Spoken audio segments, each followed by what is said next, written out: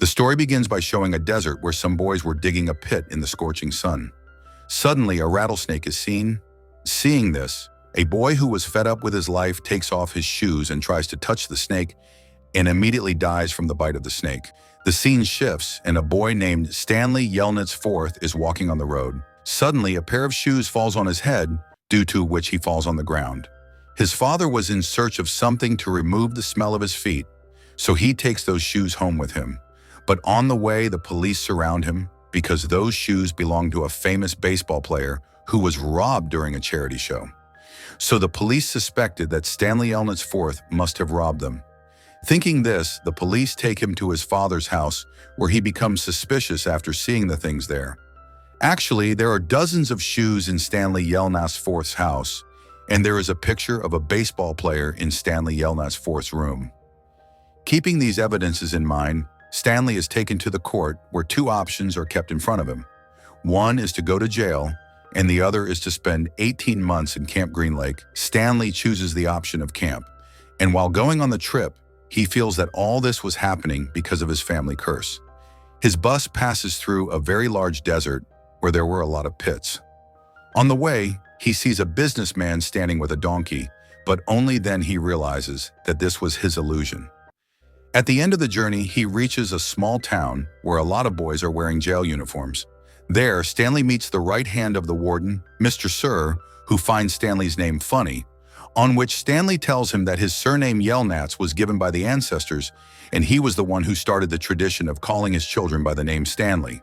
But Mr. Sir has no interest in his words, and he starts explaining him the rules and laws there, according to which there was neither a clock to see the time, nor was there any encirclement around. It was only a desert far, far away, where there was not even a drop of water. And this was the reason that despite not having a wall or a prison, no prisoner dared to run away from here. Anyway, Stanley is given 2 pairs of clothes and a shovel is given with it, with which Stanley will have to dig a 5 feet deep pit every day.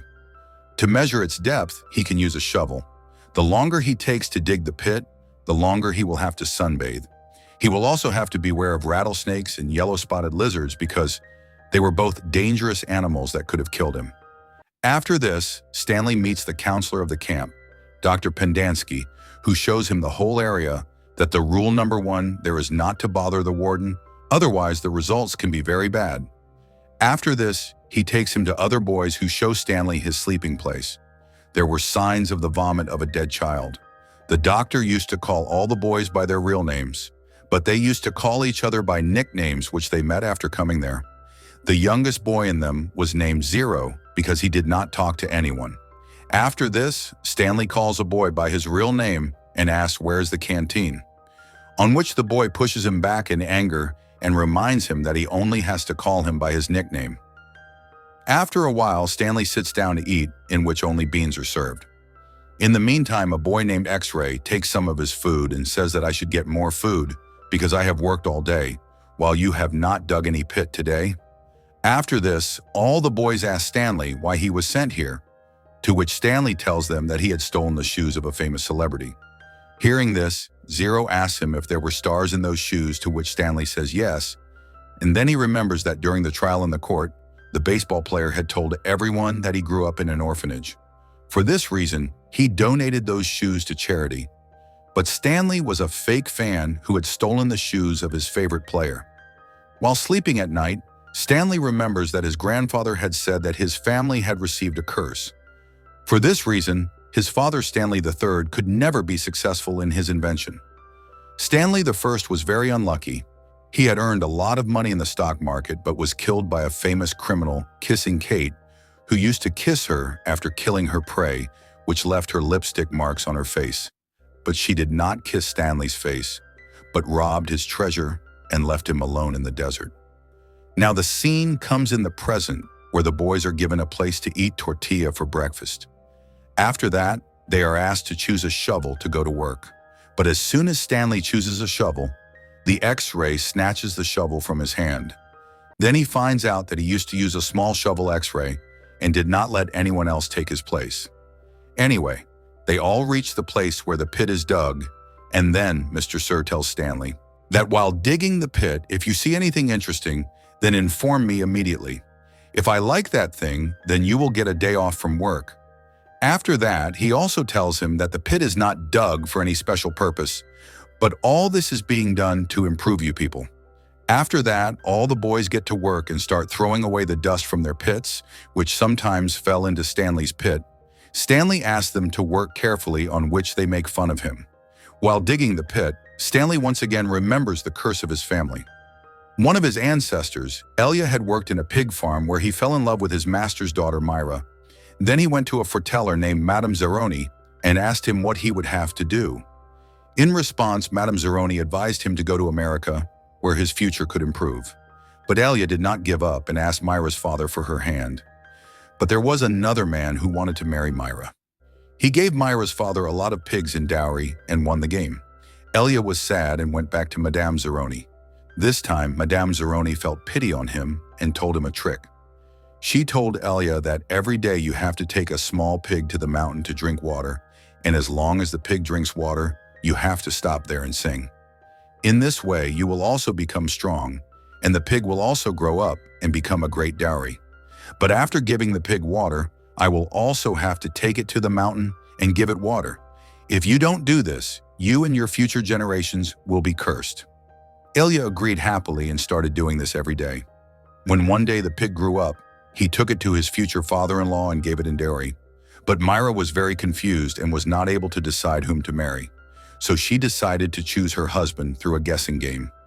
Elia was very upset about this and decided that he would not marry now.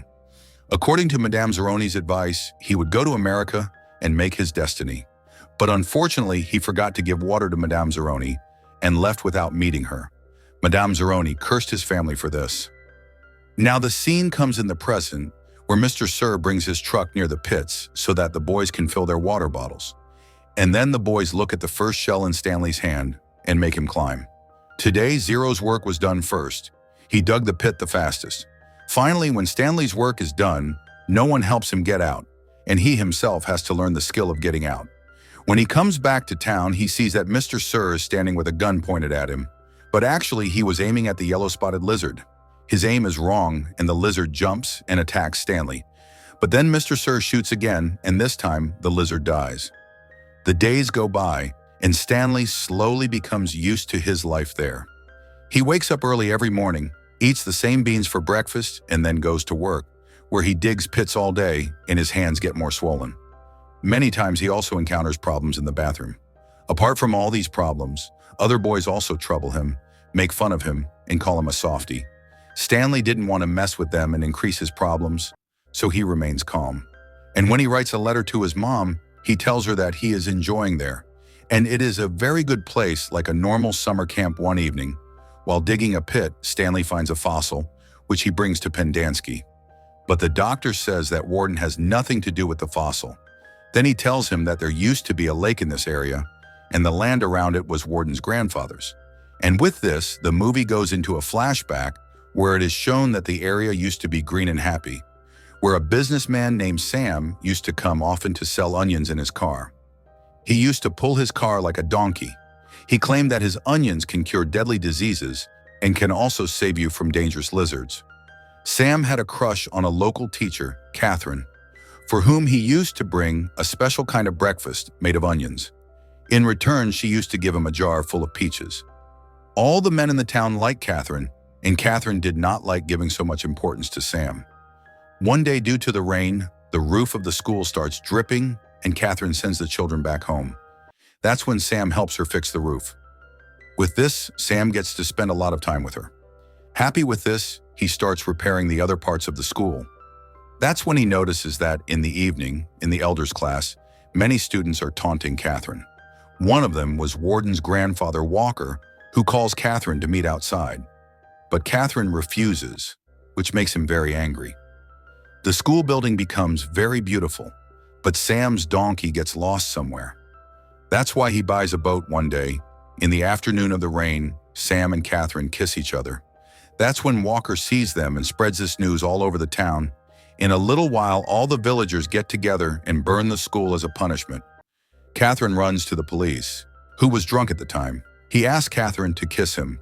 Catherine pushes him away and threatens him that it is illegal to have a relationship with people of different castes. For this, a case will be filed against Sam. Catherine gets scared and starts running to warn Sam. But by then it was too late because the villagers had shot Sam in the boat and killed him. After a while, Catherine comes back and shoots the police and kills him.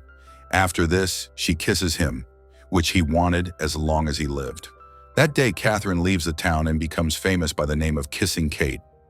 The movie comes back to the present where X-Ray comes to Stanley and tells him that next time if he finds anything, bring it to him first.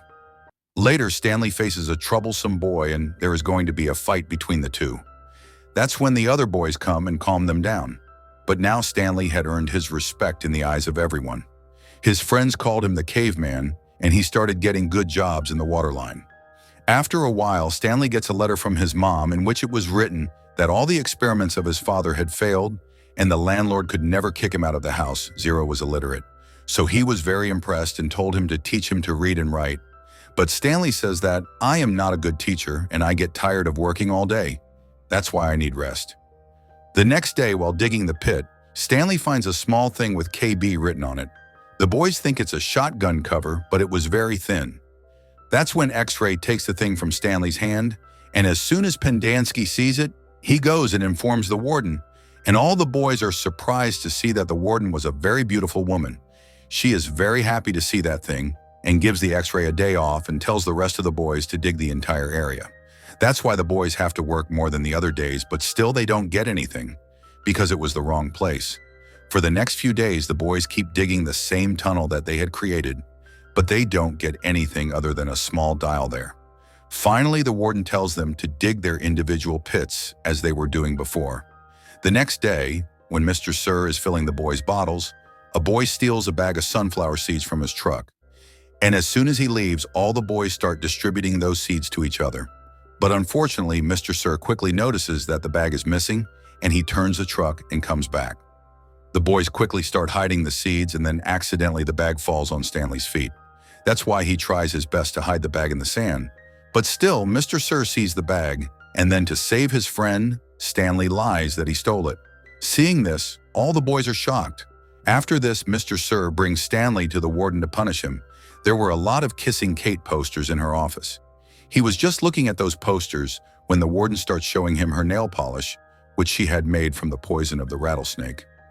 After applying nail polish on her nails, the warden slaps Mr. Sir because he had stopped digging Stanley's pit for ordinary things like sunflower seeds. After this, she sends Stanley back to work, and when he returns to the excavation area, all the boys treat him like a hero.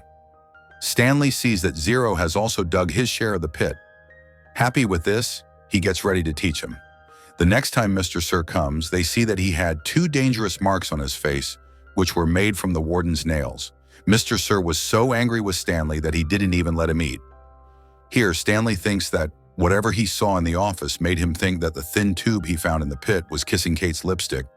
Then it is shown in the flashback that Kate only kills those who were responsible for Sam's death and the destruction of the school. But she had looted a lot of treasure. After looting the treasure box from Stanley first, she buried it where the lake used to be. After that, when she was resting, Walker and his wife come there. Both were restless for money because, after Sam's death, the lake had dried up and the whole town had been destroyed. If Kate wanted, she would have killed them at the same time, but she wanted to take revenge on him in a better way. That's why she cuts herself with a poisonous lizard so that she can make her grave there. And because she didn't know the correct location of the treasure, Walker and his future generation, including the warden, keep digging pits in such a big desert. Now the scene comes again in the present where Stanley teaches Zero to read and write.